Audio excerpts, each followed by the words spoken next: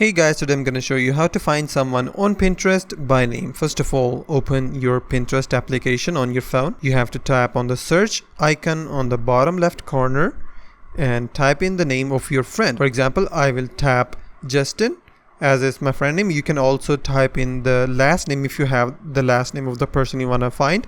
So I don't want the pictures of Justin. So I will click on the filters icon on the top left corner, and here I will click on profiles and click on view results. So there are some profiles with the name Justin. I will scroll down a bit until I see more profiles.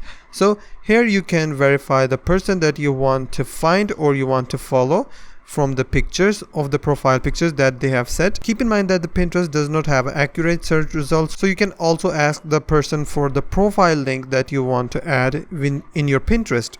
So if you find the person here, you're good to go. You can follow them. So that's how to find someone on Pinterest by name. If you find this video helpful, please hit the like button and also don't forget to subscribe.